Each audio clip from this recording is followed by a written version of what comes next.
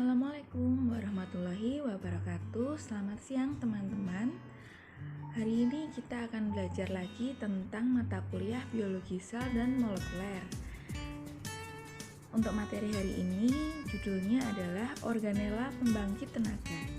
Teman-teman kira-kira sudah tahu apa belum organela pembangkit tenaga di dalam sel itu apa? Ya, itu adalah mitokondria. Para ahli yang telah mempelajari mitokondria itu ada namanya Kolliker, yaitu tahun 1850. Dia adalah orang yang pertama menemukan mitokondria dan mengisolasi dari sel jaringan otot serangga. Benda tersebut dinamakan mitokondria, yang pengertiannya mito adalah benang dan kondrion adalah granula. Pengamatannya menggunakan mikroskop cahaya dan terlihat bentukan seperti benang. Kemudian selain Kolliker ada juga Michaelis, yaitu melakukan penelitian pada tahun 1900 dengan pewarnaan Janus green yang menunjukkan perubahan warna khas karena terjadi reaksi oksidatif akibat adanya aktivitas dari mitokondria sebagai penghasil tenaga. Nah, mitokondria adalah organela dengan fraksi terbesar dalam sitoplasma sel eukariotik. Sel eukariotik kemarin apa? Hayo, kemarin kita sudah membahas tentang perbedaan sel prokariotik dan sel eukariotik. Sel eukariotik adalah sel yang memiliki membran inti sel ya. Nah, mitokondria pada sel hati itu jumlahnya sekitar 1000 sampai 2000 organel atau 1/5 dari total volume sel. Kemudian bentuknya dia kaku silindris memanjang dengan diameter 0,5 sampai 1 mikrometer dengan panjang 3 mikrometer. Lokasinya ada di dalam sel dan banyak ditemukan pada sel yang memerlukan energi yang tinggi atau ATP yang tinggi. ATP itu singkatannya adalah adenosin trifosfat. Dia adalah sumber untuk tenaga atau energi.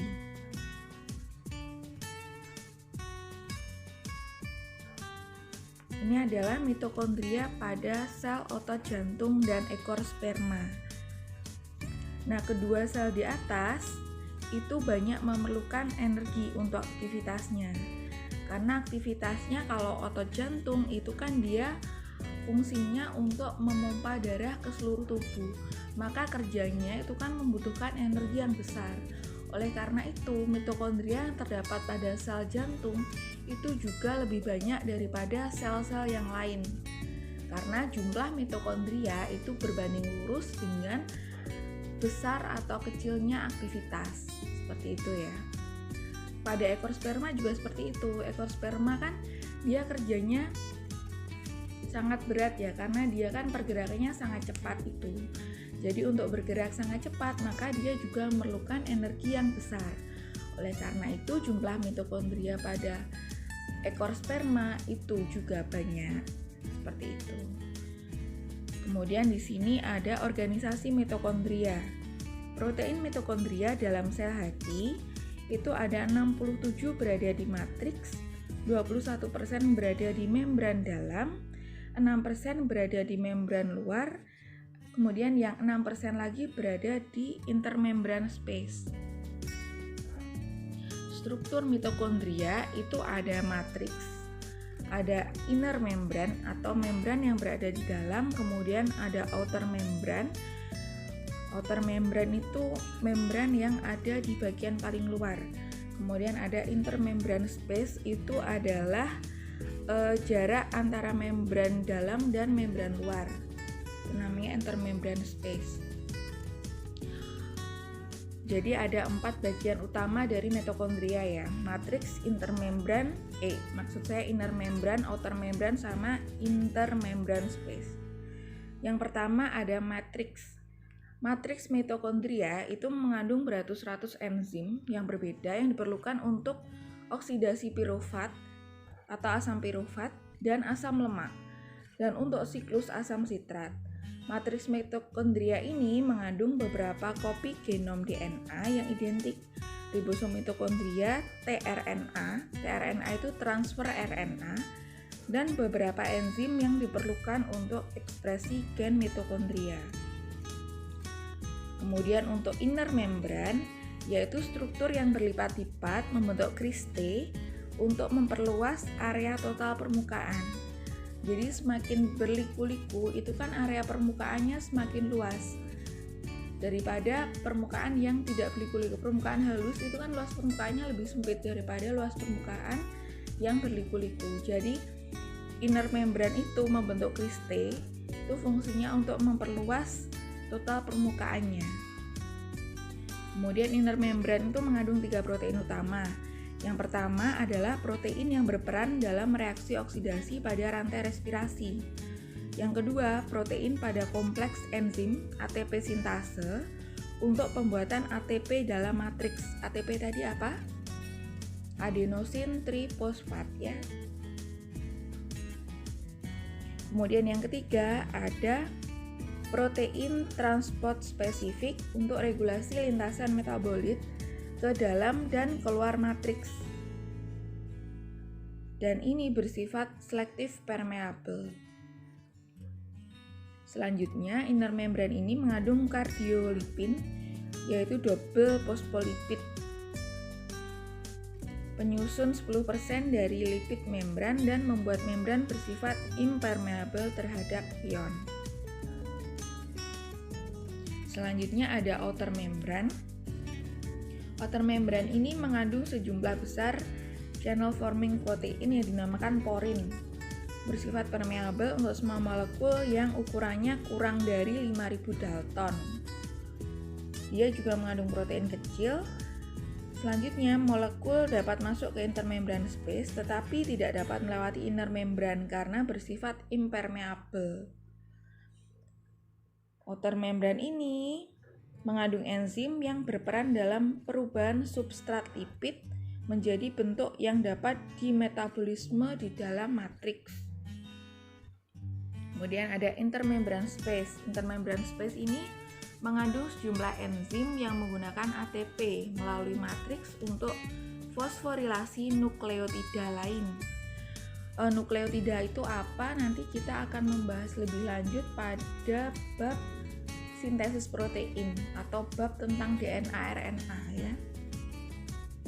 Karena penjelasannya nanti akan banyak kalau di sini.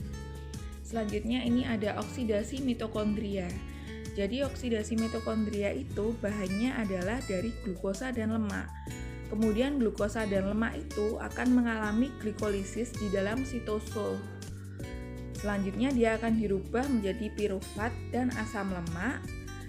Kemudian akan masuk ke dalam matriks mitokondria. Selanjutnya dia akan diubah menjadi asetil koenzim A atau asetil CoA.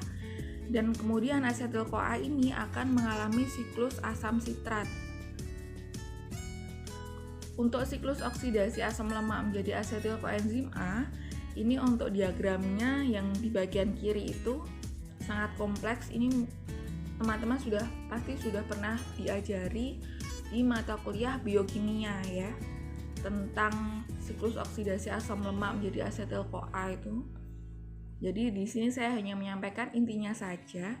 Jadi di dalam matriks asam lemak itu akan diubah menjadi asetil koenzim A dan NADH plus FADH2.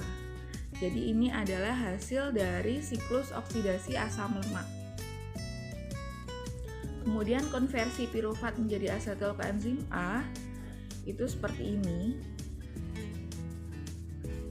Jadi pirufat kemudian dia akan menghasilkan asetil koenzim A. Nama luarannya ini ada NAD dan NADH plus H+ ya.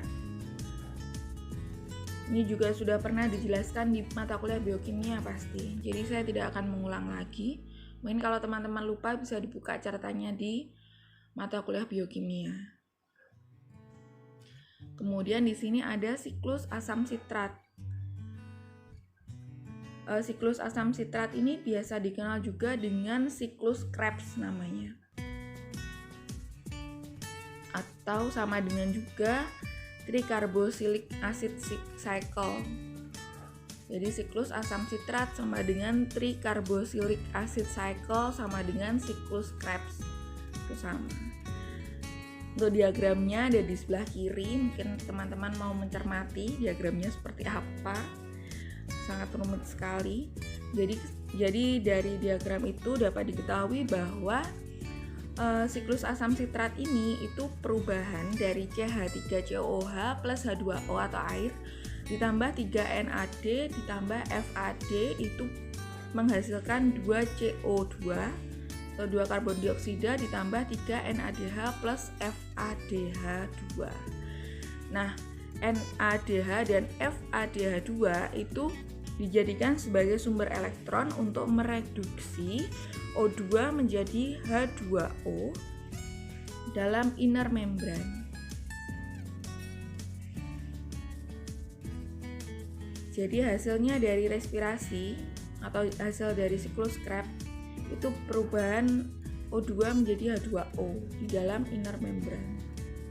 Selanjutnya proses konversi energi yang dikatalisis oleh mitokondria.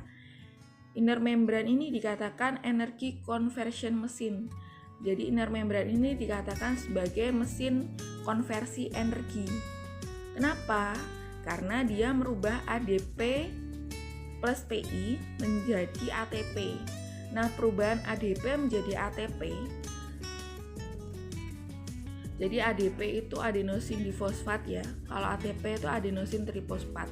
Nah, yang kita gunakan atau yang kita manfaatkan untuk energi itu adalah ATP. Jadi kalau dalam bentuk ADP itu kita belum bisa menggunakannya. Jadi harus diubah dulu menjadi ATP. Nah, proses perubahan ADP menjadi ATP itu prosesnya itu ada di mitokondria dan itu memanfaatkan enzim namanya ATP sintase atau ATPase. Seperti itu. Nah, mekanisme umum dari fosforilasi oksidatif, elektron itu berenergi tinggi. Kemudian dia melewati sepanjang rantai transport elektron. Beberapa energi yang terlepas digunakan untuk menggerakkan 3 kompleks enzim respiratori, kemudian dia akan memompa H+ keluar dari matriks. Adanya gradien proton elektrokimia melintasi inner membrane mengakibatkan H+ kembali melalui ATP sintase. Kemudian kompleks protein transmembran ini menggunakan energi dari aliran H+ untuk mensintesis ATP dari ADP plus PI dalam matriks. Jadi seperti itu. Jadi inti dari mitokondria itu dia adalah mesin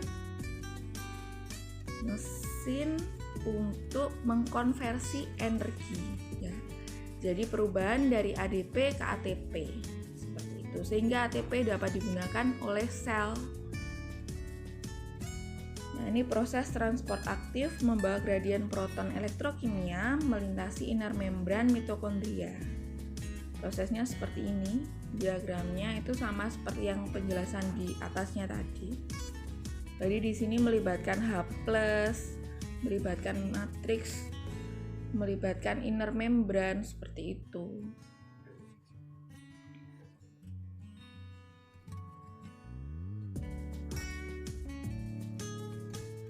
Jadi ini ringkasan metabolisme energi pada mitokondria. Jadi di sini ada asam pirufat dan asam lemak. Itu seperti yang di penjelasan yang di awal slide tadi. Ada pirufat dan asam lemak, kemudian diubah menjadi asetil koenzim A. Kemudian asetil koenzim A akan memasuki siklus asam sitrat. Kemudian dia akan menghasilkan luaran berupa CO2. Selain CO2, dia juga menghasilkan NADH. Jadi NADH ini akan menjadi bahan baku untuk elektron. Nah, selanjutnya elektron tersebut akan berikatan atau akan melakukan reaksi dengan H+. Nah, kemudian dia H+ tersebut itu akan masuk ke siklus perubahan ADP menjadi ATP. Jadi di sini di sebelah kanan itu ada ADP plus PI ditambah ada selipan H+, kemudian dia menjadi ATP. Dengan bantuan apa tadi? Dengan bantuan enzim ATPase ya. Nah, selanjutnya dia akan menjadi ATP. Kemudian bahan dari H+ tadi itu ada O2. O2 masuk ke dalam sel, kemudian dia akan menghasilkan 2H2O. Seperti itu. Jadi proses yang terjadi di dalam mitokondria itu adalah seperti itu. Jadi nanti yang masuk adalah O2. Jadi yang awal tuh yang kiri ini. O2 masuk. Jadi yang masuk itu ada O2, ada asam pirufat, ada asam lemak. Kemudian luarannya itu nanti ada ATP dan CO2. Seperti itu. Jadi yang kita tahu kalau kita kalau kita membutuhkan energi itu prosesnya itu sangat panjang. Jadi yang masuk kan ada O2, ada asam pirufat sama asam lemak. Keluarannya itu ada energi dan CO2. Tapi proses di dalamnya untuk menghasilkan CO2 dan energi itu sepanjang itu tadi. Jadi ada perubahan asam pirufat, terus menjadi asetil koenzim A, terus masuk ke siklus asam sitrat, kemudian perubahan NADH, ada loncatan elektron, transport elektron, terus ada perubahan ADP menjadi ATP, dan seterusnya seperti itu tadi. Jadi prosesnya itu sangat panjang untuk menghasilkan ATP dan CO2. Jadi organel sel, padahal tuh sel kan kecil ya, dan organel, apalagi organelanya kan itu kan di dalam sel. Jadi satu organela di dalam sel tuh kerjanya sudah kompleks seperti ini gitu. Makanya kita harus banyak-banyak bersyukur ya.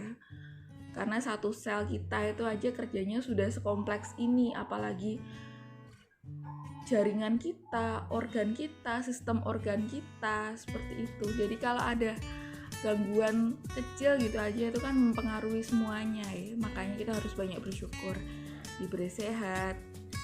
Itu kita harus bersyukur. Karena kalau kita tahu kalau sel itu kerjanya itu seperti itu sebenarnya, untuk menjaga tubuh kita untuk tetap sehat. Nah, ini ada transport H+ dalam bakteri. Jadi kekuatan gerakan proton melintasi membran plasma memompa nutrien untuk masuk sel dan mengeluarkan Na+. Nah, gambar A ini menjelaskan bahwa gradien proton elektrokimia terjadi oleh rantai respirasi dan kemudian digunakan oleh ATP sintase untuk membuat ATP dan transport beberapa nutrien masuk ke dalam sel. Kalau yang gambar B itu ATP diperoleh dari proses glikolisis. Sebagian ATP itu dihidrolisis oleh ATP sintase untuk memberikan kekuatan gerak proton transmembran yang akan menggerakkan proses transport. Seperti itu. Nah, demikian penjelasan saya tentang organela pembangkit tenaga atau disebut juga mitokondria. Untuk teman-teman yang ingin bertanya, silakan bertanya di kolom komentar atau bisa bertanya melalui forum diskusi yang ada di aplikasi pembelajaran kita ya. Saya persilahkan untuk ditanyakan sejelas-jelasnya. Mungkin saya penjelasannya terlalu cepat atau bagaimana, atau ada yang masih mengganjal. Silahkan ditanyakan. Jangan lupa menuliskan nama lengkap dan NIM. Itu ya. Jadi untuk penjelasannya ini saya tutup dulu. Terima kasih untuk perhatiannya. Saya akhiri. Wassalamualaikum warahmatullahi wabarakatuh.